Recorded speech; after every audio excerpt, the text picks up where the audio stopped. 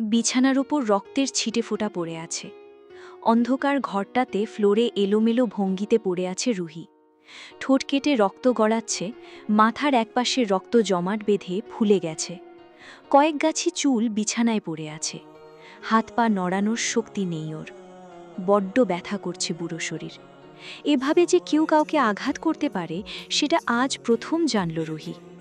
সন্ধ্যায় ওর সৎ ভাই মাহিম এসে জানালো গ্রামের মোড়লের ছেলে সজীবের সঙ্গে নাকি রুহির বিয়ে ঠিক করে এসেছে। ছেলেটা মাতাল, রাস্তাঘাটে মেয়েদের ত্যক্ত বিরক্ত করে। রুহির পিছুও পড়ে আছে অনেক বছর ধরে। সুযোগ পেলেই ছোক করতে চলে আসে। রুহি পথে ঘাটে খুব ভয় নিয়ে চলাফেরা করে। ইদানিং সজীব রাত বিরেতে এবারই এসে বসে থাকে। মাঝে মাঝে মাহিমের সাথে জুয়ার আড্ডা বসায় উঠোনে। রুহিকে দেখলে হলুদ দাঁত বের করে হেসে বলে, হুন্দুরি হইতাছিস তুই, বহুত রূপ বাড়তাছে তোর। আমি তো তোর এই রূপ দেখবার জন্য মরিয়া হয়ে যাইতেছি। যাইতেছাস আমার ঘরে, চল বিয়া কইরা নিয়ে যামু। মাতাল সজীবের মুখে এই কথা শুনে মাহিমের কাছে রুহি বিচার দিয়েছিল, কিন্তু মাহিম বিচার না করে বলেছিল, পোলাপান মানুষ, বড় হইতাছে এসব কইবই। আর সজীব তোরে পছন্দ করে, তাই এগুলাতে সমস্যা নাই, পোলা ভালো। সজীবের নামে এগুলো শুনেও মাহিম কিভাবে ওই কুৎসিত মানসিকতার লোকটার সঙ্গেই ওর বিয়ে দেবে বলে অটল নিজের সিদ্ধান্তে। রুহি বিস্মিত হয়ে গেল। ভাইকে ভয় পেলেও নিজের জীবনের প্রশ্ন ওঠায় রুহি সাহস করে মাহিমকে জানালো যে সজীবকে সে বিয়ে করবে না। কোনো দিন চোখ তুলে মাহিমের সাথে কথা বলার সাহস হয়নি রুহির। সেই মেয়ের মুখে মাহিম এই কথা শুনে প্রথমেই কষিয়ে একটা চড় বসিয়ে দিল ওর গালে। সাফ সাফ জানিয়ে দিল সজীবকেই ওর বিয়ে করতে হবে, নয়তো গলা কেটে নদীতে ভাসিয়ে দেবে। ওর আর কোনো খরচাপাতি বা দেখভাল গোড়া করতে পারবে না। যদিও বাবা মা মারা যাওয়ার পর কোনো কালেই তারা দেখভাল করেনি, বরং ঝি বুয়ার কাজ করিয়ে স্ত্রী নিয়ে আরাম করে শুয়ে বসে খেয়েই গেছে মাহিম, তবুও রুহি ভাইকে কিছু বলল না। শুধু সজীবকে বিয়ে করবে না বলে নিজের সিদ্ধান্তে অটল রইল। মাহিম ওর নাছরবান্দা স্বভাব সহ্য না করতে পেরে হাতের কাছে থাকা লাঠি দিয়ে মেরে রুহিকে আধমরা করে ঘরে এনে তালাবদ্ধ করে দিল এবং জানিয়ে দিল আগামীকালই সজীবের সাথে ওর বিয়ে হবে। ওকে পালতে পারবে না কেউ, তাই যত দ্রুত সম্ভব বিয়ে দিয়ে আপদ বিদায় করতে চায়। বদ্ধ ঘরের রক্তাক্ত রুহি অনেক চেষ্টা করে দাঁড়াতে সক্ষম হলো। হুমড়ি খেয়ে বিছানায় পড়ে গেল। চোখ দুটো খোলা রাখতে পারছে না, বুজে আসছে। মৃত্যু মনে হয় এসেই গেল। পাশের ঘরে মাহিম তার বউয়ের সঙ্গে আলোচনা করছে, সেটা স্পষ্ট শোনা যাচ্ছে। আলোচনার এক পর্যায়ে মাহিম তার বউকে বলল, এত বছর পাইল্লা বড় করছি, আর পারুম না হারামজাদিরে খাওয়াইতে, বিয়া করব না, হেতির বাপ করব। ফাহিমা বলে, একটু সুন্দরী দেখা ভাব দেখায়, যেন রাজপুত্র আয় বইনারে নিতে, সম্পত্তি নেওয়ার ধান্দা। মাহিম বউয়ের কথায় বিশ্রী একটা গালি দেয় রুহির উদ্দেশ্যে। তারপর বলে, কালই এরে বাড়ি থেকে বাইর করমু। বাপের সম্পত্তিতে ভাগ বসাইতে আইলে লাথি মাইরা ঠ্যাং ভাঙ্গা কবরে দিয়ে আসুম। তাছাড়া সজীবের লগে বিয়া হইলে মোড়ল সাহেব আমারে একটা দোকান কইরা দিব বাজারে, সাথে 50,000 টাকাও দিব। হোক না পোলা মাতাল, তাতে কি, সারা জীবন রানীর মতো থাকতে পারবো, খাওন দাওনের অভাব হইব না। এই বিয়া দিলে আমাগরই লাভ। রুহি সব কথা শুনতে পায়। চিৎকার করে কাঁপতে ইচ্ছে করছে। সজীবের মতো অমানুষকে কখনোই ও বিয়ে করতে পারবে না। তাছাড়া রুহির সুখের কথা চিন্তা না করে মাহিম ওর লাভের চিন্তা করছে। কতটা নিকৃষ্ট হলে বোনের সাথে এরকম অন্যায় করতে পারে কেউ? বাবা মায়ের কথা মনে হতেই ঢুকরে কেঁদে ওঠে রুহি। ওরা বেঁচে থাকলে হয়তো ভাগ্যটা এমন হতো না ওর। কেন এত তাড়াতাড়ি প্রিয় মানুষগুলো চলে গেল? যন্ত্রণায় হৃৎপিণ্ডটা ছিঁড়ে আসতে চায় রুহির। চোখ বন্ধ করে বাবার পবিত্র মুখখানা মনে করার চেষ্টা করে রুহি। সাত্তার পাটোয়ারি যেন বলছে, আমার আম্মা অনেক বড় হইব, অনেক। বাবার স্মৃতিটা মস্তিষ্কে ভেসে উঠতেই মুহূর্তেই গায়ের ব্যথাটা উধাও হয়ে গেল রুহির।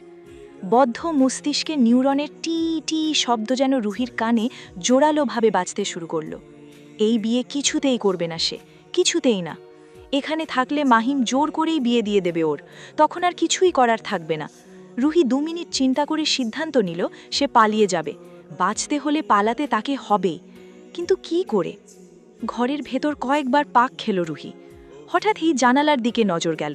ভেবেচিন্তে দেখল শিখহীন ছোট্ট জানালা দিয়ে কষ্ট হলেও বাইরে বেরোনো যাবে। বুদ্ধিটা মাথায় আসতেই যেন শরীরে বল ফিরে এলো রুহির। ছোট্ট ব্যাগে নিয়ে নিল নিজের কিছু প্রিয় স্মৃতি। এরপর অতি সাবধানে সন্তপর্ণে ক্লান্ত অসুস্থ শরীরটা নিয়ে বাইরে বেরিয়ে এলো রুহি। একটা ছোট্ট ব্যাগে নিয়ে নিল নিজের কিছু প্রিয় স্মৃতি। ছাড়তে হবে নিজের বাসস্থান, নিজের গ্রাম, নিজের অস্তিত্ব। রুহি দৌড় লাগালো গ্রামের মেঠো পথ ধরে। অন্ধকারে কুয়াশার ভেতর নিমিষেই হারিয়ে গেল রক্তমাখা রুহির অবয়ব। রেল স্টেশনে পৌঁছে ভাগ্যক্রমে একটা ট্রেন পেয়ে গেল। কোনো কিছু বিবেচনা না করেই একটা কামরাতে উঠে গেল রুহি। গুটিসুটি মেরে একটা সিটে বসে পড়ল। হুইসেল দিয়ে ট্রেন একটু দুলে উঠল। ভয়ও হলো ওর, কারণ ও জানে না পরবর্তী গন্তব্য কোথায়, ভবিষ্যৎ কী। ট্রেন চলতে শুরু করার একটু পরে ক্লান্তিতে ঘুমিয়ে পড়ল রুহি। বেশ কিছুক্ষণ পর রাশভারী এক পুরুষালী কণ্ঠস্বর শুনে ঘুমন্ত রুহি হচকচিয়ে উঠল। সামনে তাকাতেই সুদর্শন একটা যুবককে দেখতে পেল, যে তাকে বিচলিত কণ্ঠে বলছে, মিস, এই যে শুনছেন, হ্যালো, আপনার কপাল দিয়ে রক্ত পড়ছে। রুহি বোকা বোকা ভঙ্গিতে হাত কপালে ঠেকালো। আঙুলে কিছুটা রক্ত লেগে গেল। মাথাটা চক্কর দিয়ে উঠল ওর। হাতটা আবারও চেপে ধরল ক্ষতস্থানে। সামনে বসে থাকা সুদর্শন যুবক বলল, হাত সরান, আমি দেখব। বিজ্ঞদের ন্যায় আচরণ করায় রুহি অচেনা যুবকটিকে মুখ ফসকে জিজ্ঞেস করল, আপনি ডাক্তার? রুহির কথা শুনে যুবক ভ্রুকুচকে বলল, কেন, ডাক্তার না হলে দেখতে দেবেন না? আসলে আপনাকে তো চিনি না, অচেনা। কথাটুকু শেষ হবার আগেই যুবক বলল, যদিও এখনো পুরোপুরি ডাক্তার হয়ে যায়নি, তবে একজন মেডিকেল স্টুডেন্ট আমি, এবার ফাইনাল দেব। রুহির বিশ্বাস হলো না এই কাকতালীয় ব্যাপারটা। ভ্রুকুচকে বলল, আপনি সত্যিই ডাক্তার? আইডি দেখাবো? বিভোর রাশভারী গলায় বলতেই রুহি গুটিসুটি মেরে বসল। অর্থাৎ সে এখনও দ্বিধান্বিত যে এই লোক ডাক্তার। বিভোর লক্ষ্য করল রুহির চুপ হয়ে থাকা কালো মুখটা। নিশ্চয়ই যন্ত্রণা হচ্ছে মাথায়, কিন্তু মুখে কিছু বলছে না। বিভোর তা বুঝতে পেরে ছোট্ট একটা নিঃশ্বাস ফেলল। মেয়ে পেশেন্টরা অধিকাংশ সময় এমনই হয়। তাদের সাইকোলজির সাথে সে মোটামুটি ভালোই পরিচিত। সহজে মুখ ফুটে কিছু বলে না তারা। তাই নিজ উদ্যোগেই সে রুহিকে বলল, রক্তক্ষরণ বন্ধ না করলে ক্ষতি আপনারই। ট্রাই টু আন্ডারস্ট্যান্ড, আমি সত্যিই আপনাকে সাহায্য করতে চাই। রুহি ঠিকঠাক হয়ে বসল। নিয়ে আসা গলায় বলল, সাহায্য লাগবে না, আমি ঠিক আছি। বিভোর সন্দেহপ্রবণ গলায় বলল, কিন্তু আপনার কপাল কাটল কিভাবে? আপনার কি হয়েছে সেটা আমাকে নির্দ্বিধায় বলুন। রুহির উত্তর দিল না। অপরিচিত একটা লোক, অথচ নিজে থেকে ওর সাথে কথা বলছে। কথাবার্তা, বেশভূষায়ও ভালো ঘরের মানুষ বলেই মনে হচ্ছে। তবু আজকাল চেহারা দেখে কাউকে বিশ্বাস করা ঠিক নয়। কিন্তু আসলেই কি এই লোক ডাক্তার, নাকি মিথ্যে বলছে? এমন কাকতালীয় ব্যাপার আদৌ ঘটে নাকি? এদিকে রুহিকে এভাবে তাকিয়ে থাকতে দেখে বিভোর অপ্রস্তুত বোধ করল। কি এক ঝামেলা! সাহায্য করতে চেয়ে যেন সে অপরাধ করে ফেলেছে। এই মেয়ে এত অদ্ভুত ব্যবহার করছে কেন? আশ্চর্য! সে পরিস্থিতি স্বাভাবিক করতে মৃদু হাসার প্রচেষ্টা করে বলল, আমি বিভোর। রুহি বিব্রত হল। সে যে এতক্ষণ তাকিয়েছিল, লোকটা তার টের পেয়ে গেছে। এভাবে দেখার তো দরকার ছিল না। ছেলেটা না আবার ওকে নির্লজ্জ ভাবে। কিন্তু বিভোর, এটা আবার কেমন নাম? এসব ভাবতে ভাবতেই প্রশ্নই এলো, আপনার নাম? রুহি ছোট্ট করে বলল, রুহি। বিভোর নিচের ঠোঁটে চিমটি কেটে আনমনে বলল, নাইস নেম। আমি কি আপনার রক্তপাত বন্ধ করার জন্য কিছু করতে পারি? প্লিজ না বলবেন না। একজন নব্য ডাক্তার আমি, বুঝতেই পারছেন, পেশেন্টদের দেখভাল করাটা আমাদের দায়িত্বের মধ্যে পড়ে। রুহি ইতস্তত করে এবার সাঁই দিল। তারপর আর কথা হলো না দুজনের মধ্যে। রুহি নিজের নাম নিয়ে ভাবছে। বাবা রেখেছিল এই নামটা, ভীষণ ভালোবেসে। অথচ আজ সে নেই। তার আদরের মেয়ে রুহির আজ কোনো ঠিকানা নেই। পথহীন মানুষের মতো তার গন্তব্যও অজানা। ট্রেন কোথায় যাচ্ছে জানে না রুহি। কামরাটাতেও মানুষ নেই বলতে গেলে, পুরোটাই খালি। বিভোর আর রুহি ছাড়াও 4-5 জন যাত্রী পেছনের দিকে আছেন। ওকে আনমনা হয়ে থাকতে দেখে বিভোর হালকা কেশে জিজ্ঞেস করল, আপনি কি কোনো কিছু নিয়ে চিন্তিত রক্তজবা? পরক্ষণেই জিভ কাটল বিভোর। আশ্চর্য, সে এই অচেনা মেয়েকে রক্তজবা বলল কেন? মেয়েটা না জানে কি ভাবছে। রুহির কপাল কোঁচকানো দেখে সে আরও বিব্রত হয়ে পড়ল। কোনো মতে সাফাই গাইল, কিছু মনে করবেন না, আপনাকে দেখে হঠাৎ রক্তজবার কথা মনে পড়ে গেল। রুহি অবাক হয়ে বিভোরের দিকে তাকিয়ে বলল, রক্তজবা মানে আমি কি জবা ফুল?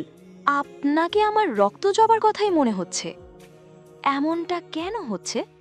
আই ডোন্ট নো, হয়তো আপনার মাথায় রক্ত দেখে। রুহি চোখগুলো বন্ধ করে রাগ নিয়ন্ত্রণ করল। বিভোরকে ঠাস করে থাপ্পড় দিতে ইচ্ছা করছে, কিন্তু এত সুন্দর গালে চড় থাপ্পড় মানাবে না। সুদর্শনদের মার খেতে নেই, দিতেও নেই। এটা ঘোরতর অন্যায়। সুদর্শন যুবকরা হাজারো দোষ করার পরেও এই একটা কারণেই মাঝে মধ্যে বেঁচে যায়। আপনি যাচ্ছেন কোথায়? আমি আমি তো এখানে আর কেউ আছে নাকি? রুহি ঢোক গিলল। বলবেটা কি এখন? কিছুক্ষণ গাইগুই করে বলল, ট্রেনটা যাচ্ছে কোথায়? বিভোর অবাক হয়ে বলল, মানে আপনি জানেন না আপনি কোথায় যাবেন? আশ্চর্য, আপনি সেন্স অফ হিউমার কি ডিজেবল হয়ে গিয়েছে নাকি? আসলে বিভোর চোখ ছোট ছোট করে বলল, আপনি বোধহয় বাড়ি থেকে পালিয়ে এসেছেন, সেজন্যই এতক্ষণ পরখ করে দেখছিলাম। কেমন চোর চোর ভাব টের পাওয়া যাচ্ছিল। Am I right? রুহি মাথা নিচু করে রইল। বিভোরের কথা শুনে মনে মনে প্রমাদ গুনল, লোকটা কোনো সুযোগ নেবে না তো? রুহির অস্বস্তি শুরু হলো। বিভোর বিজ্ঞ ভঙ্গিতে মাথা নেড়ে ঠোঁট কামড়ে বলল, আপনার কথাই ঠিক তাহলে, বাড়ি থেকেই মাথা ঠাদা ফাটিয়ে এসেছেন আপনি। রুহি ফুপিয়ে উঠল। নোনা জলে ওর গাল ভেসে গেল। মিনিমিন করে বলল, জি, আমি বাড়ি থেকে পালিয়ে এসেছি। বিভোর রুহির কথা শুনে খুব একটা অবাক হলো না এবার। সে আবারও বোতলের ক্যাপ খুলে ওর হাতে দিয়ে বলল, পানি। রুহি পুরোটা ঢকঢক করে খেল। বিভোর বলল, কারণটা জানতে পারি? অবশ্য অসুবিধে হলে না বলাই ভালো। আমার মা বাবা নেই, আমাকে জোর করে একটা মাতাল ছেলের সাথে বিয়ে দিতে চাচ্ছিল আমার সৎ ভাই। বিভোর দ্বিধান্বিত হল। মেয়েটাকে দেখে ছোট মনে হচ্ছে, আবার কথাবার্তায় বড়। কনফিউজড হয়ে কপালে ভাঁজ ফেলে সে জিজ্ঞেস করল, বয়স কত আপনার? আজ 18 হলো। বিভোর বিস্ময় নিয়ে বলল, তাহলে তুমি তো খুবই ছোট। আমি কেন আপনি আপনি করছি? শেট ম্যান, আসলে তোমার কথাবার্তা শুনে আমি ভেবেছি বড়ই হবে, আবার দেখে ছোট লাগছিল। রুহির আচমকা লজ্জা লাগলো। অচেনা একটা লোকের সামনে এভাবে কেঁদে ফেলায়। সে তৎক্ষণাৎ কান্না থামিয়ে চোখ মুখ মুছে নিয়ে গাইগুই করে বলল, ওয়াশরুম কোন দিকে? আমাকে একটু দেখিয়ে দিন।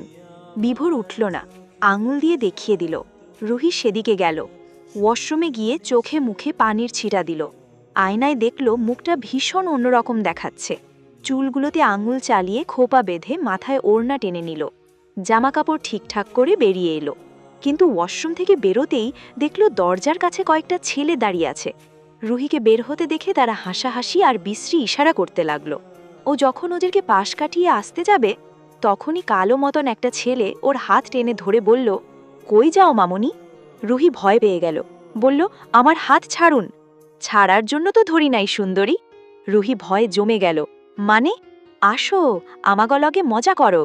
না, তা কইলে তো হইব না সুন্দরী ললনা। রুহির গলা শুকিয়ে কাঠ হয়ে গিয়েছে। এ কোন বিপদে পড়ল? গ্রামের সজীবও মাঝে মধ্যে এভাবেই ওকে উত্ত্যক্ত করত। দেখুন, আমি কিন্তু চিৎকার করব। ছেলেগুলো দাঁত কেলিয়ে হেসে বলল, তোমার মিষ্টি চিৎকার কেউ শুনবে না মামুনি। দেখ, কামরায় কেউ নাই, আর থাকলেও বা কি, আমরা কি ডরাই নাকি? হা হা। রুহি ভালো করে খেয়াল করে দেখল, আসলেই কামরায় কেউ নেই। ভেবেছিল কামরায় বুঝি ও আর বিভোর ছাড়াও পেছনের দিকে মানুষ আছে, কিন্তু কেউ নেই, পুরোটা খালি। আসলে এই ছেলেরাই পেছনের দিকে বসেছিল। বিভোর সামনে, ওর ডাক শুনতে পাচ্ছে না, আর শুনলেও কি, যেচে পড়ে ঝামেলায় জড়াতে আসবে নাকি? কিন্তু রুহি এখন কি করবে? কিভাবে বাঁচাবে নিজেকে? ওর মাথা চক্কর দিতে লাগলো ভয়ে। কোনো উপায় না পেয়ে হাত পা ছুড়াছুড়ি করতে লাগলো। একজন বিরক্ত হয়ে ওর হাত মুখ চেপে ধরল। আরেকজন বলল, এই ভিডিও কর মাম্মা। কালো মতন একটা ছেলে যখন ওর ওড়নায় হাত দিতে যাবে, তখনই পেছন থেকে ভেসে এলো বিভোরের কণ্ঠ, এক্সকিউজ মি, এখানে কি হচ্ছে? রুহি ছেলেটার হাতে কামড় দিয়ে প্রায় কেঁদেই বলল, আমাকে বাঁচান ভাই। বিভোর দেখল ছেলেগুলো রুহির সাথে অসভ্যতামি করছে। ও রেগে গেল, ওকে ছাড়ুন বলছি, ছেড়ে দিন। তুই ক্যারা যে তোর কথায় ছাড়মু? ছাড়মু না, তুই ভাগ। আশ্চর্য, আপনারা একটা মেয়ের সাথে অসভ্যতামি কেন করছেন? এরে আমাগো পছন্দ হইছে, আজ রাইতটা এরে চাই আমরা। বিভোর খেপে গেল, আমি কিন্তু কর্তৃপক্ষকে জানাতে বাধ্য হব। এই, তোর কি লাগে এই মাইয়া? তোর কিছু লাগে? না লাগলে অত দরদ দেখানোর কিচ্ছু নাই। বাঁচতে চাইলে বাপ বাপ কইরা পালাও মামুর পোলা। বিভোর জানে তার শক্তি সামর্থ্য। 2-3 জনকে অনায়াসেই সে ধোলাই দিতে পারে, কিন্তু এখানে 8-9 জনের গ্যাং, সাথে দেশি অস্ত্র আছে। চলন্ত ট্রেনে একা সে পারবে না লড়াই করে জিততে, উল্টো মেয়েটারই কোনো ক্ষতি করে দেবে লোকগুলো। ভেবে ওর মাথা হ্যাং হয়ে যেতে লাগলো। হঠাৎই খামখেয়ালি হয়ে বলে উঠল, ও আমার হবু স্ত্রী। লোকগুলো ব্যাককল বনে গেল।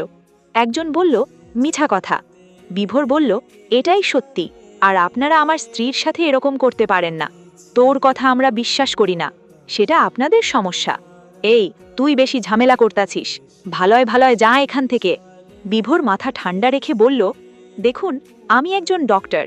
আপনারা যদি আমার বা আমার হবু স্ত্রীর সাথে খারাপ কিছু করার চেষ্টা করেন, তাহলে এর ফল খুবই ভয়ানক হবে।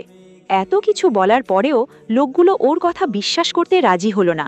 রুহি ভয়ে কাঠ হয়ে কোনো উপায় না পেয়ে মৃদু গলায় বলল, উনি সত্যিই বলছেন আমি ওনার হবু স্ত্রী। আপনারা আমার কোনো ক্ষতি করবেন না, তাহলে আমি আর মুখ দেখাতে পারবো না। দয়া করুন ভাই, আমাকে ছেড়ে দিন। আপনাদের বোন থাকলে কি এমন করতেন? ভাই ডাক শুনে ছেলেগুলো একটু চুপসে গেল, তবে পরক্ষণেই ছেলেগুলো নিজেদের মধ্যে ফিসফাস করতে লাগলো। কিন্তু ওরা বিশ্বাস করতে পারছে না রুহির কথা, তাই অনেকক্ষণ পরে কালো লোকটা বলল, তোগো কথা যদি সত্যি হয় তাহলে আমাগো কথা মানতে হইব। কি কথা? সেইটা সময় হলে বলমু, কিন্তু আমাদের কথা যদি না মানতে পারিস তাহলে বুঝমু এই মাইয়ারে তোর কিছু লাগে না, আর তখন আমরা যা চাইব তাই হইব। বিভোর হাত দুটো পকেটে ঢুকিয়ে ভ্রুঙ্কুচকে বলল, কি চান আপনারা? আমাদের কথা না মানলে এই মাইয়ারে আমাদের কাছে ছাইরা দিতে হইব, না তুই কোনো প্যাচাল পাততে পারবি না। বিভোর রেগে বলল, আপনাদের কথা আমি শুনবই কেন? ছেলেগুলো দাঁত কেলিয়ে হাসল। চিকনা আপন নামের একজন বলল, আমরা যদি এক্ষণ বলি ট্রেন এইখানে থামাতে হইবে, তাইলে ট্রেন এইখানেই থামব, আমাগোর এতটাই ক্ষমতা আছে, তাই নাকি? হাঁ। বিভোর চিন্তায় পড়ে গেল। একজন সচেতন নাগরিক এবং বিবেকবান ছেলে হয়ে কিছুতেই ওই রক্তজবার ন্যায় মেয়েটাকে ওদের মতো পশুর হাতে তুলে দিতে পারবে না। আর মেয়েটাকে দেখে মনে হচ্ছে খুব ভয় পাচ্ছে। এই অবস্থায় ওকে ছেড়ে ঝামেলাহীনভাবে বিভোর বসে থাকতে পারবে না। তাছাড়া মেয়েটা ওর সাহায্য চেয়েছে, একটা অদ্ভুত অধিকার বোধ কাজ করছে মেয়েটার প্রতি, তাই শেষমেশ ছেলেগুলোর কথায় রাজি হতেই হলো। পরের স্টেশনে ট্রেন থামতেই ছেলেগুলো বিভোর আর রুহিকে নামতে বলল। ও অবাক হয়ে গেল, এখানে নামবো মানে? এমন তো কোনো কথা ছিল না। নামতে কইছি নাম। রুহি কালো লোকটির ধমক শুনে ভয় পেয়ে বিভোরের হাত আঁকড়ে ধরল। ব্যথায় কোকিয়ে উঠল বিভোর। হাতের দিকে তাকিয়ে দেখে রুহির নখ ওর মাংসের ভেতর ঢুকে গিয়েছে, রক্ত বেরিয়ে গিয়েছে। রাগী চোখে রুহির দিকে তাকালো ও, কিন্তু মেয়েটির অসহায় মুখখানা দেখে বেশিক্ষণ রাগ ধরে রাখতে পারল না। ওর হাত ধরে নেমে এলো প্ল্যাটফর্মে। রুহির কাঁধে ওর ছোট্ট স্কুলের ব্যাগ আর বিভোরের কাঁধে ব্যাকপ্যাক। ছেলেগুলো চারদিক থেকে ঘিরে রেখেছে ওদের, এভাবেই হাঁটতে লাগলো ওদের নিয়ে। কালো ছেলেটির নাম আবির, সে বোধহয় এই গ্যাংয়ের লিডার, বয়স 30-এর কাছাকাছি হবে। সে কিছু সময় পরপর দলের ছেলেগুলোকে ধমকাচ্ছে। একজনকে বলল, ওই সালেক্ষা, দেখ তো ওই কুজো বুড়া হুজুর মসজিদে আছেনি? সালেক নামের ছেলেটা বলল, এত রাইতে মসজিদে থাকে না হুজুর। বুড়িরে কই পামু এখন? চিকনা ছেলেটার নাম আপন, সে বেশ উৎসাহ নিয়ে বলল, ওরে বাড়িত পাইবা ভাই। আবির ছেলেটা বলল, তাইলে বুড়িরে ফোন দিয়া কইয়া দে আমরা দুইটা পোলা মাইয়া নিয়ে আইটাছি, সব কিছু যেন রেডি রাখে। সালেক বলল, এত রাইতে কেমনে কি? যেমনে পেটে খাওন দে ওমনেই করব, তুই চুপ কর। আপন ফোন লাগালো হুজুরকে। একটু দূরে গিয়ে কথা বলায় কি বলছে কিছুই বুঝতে পারছে না বিভোর, তবে ওদেরকে নিয়ে কথা হচ্ছে বেশ বুঝতে পারছে। কি মতলব বাঁটছে ওরা কে জানে। ওর চিন্তা হলো, হুট করে বউ না বলে বোন বললেই পারত, কিন্তু কেন যেন বউ কথাটাই মনে আসলো প্রথমে। মেয়েটার দিকে তাকালো বিভোর, মুখ চোখ রক্তশূন্য, খোলা বাতাসে চুল উড়ছে, গালগুলো টমেটোর মতো লাল, ঠোঁট দুটো কাঁপছে। বিভোরের হাত শক্ত করে ধরে রেখেছে, বেশ ভয় পাচ্ছে বোঝাই যাচ্ছে। মৃদু হাসলেও একটা চিন্তার রেখা বিভোরের মস্তিষ্কে জেকে বসল। এই তো ছিল আজকের গল্প, 18 বছর বয়স গল্পের প্রথম পর্ব। গল্পটি ভালো লাগলে একটি লাইক করুন আর চ্যানেলটি সাবস্ক্রাইব করতে ভুলে যাবেন না। আজ বিদায় নিচ্ছি, দেখা হবে আগামী দিন 18 বছর বয়স পর্ব 2 নিয়ে। সবাই ভালো থাকবেন, সুস্থ থাকবেন, আল্লাহ হাফেজ।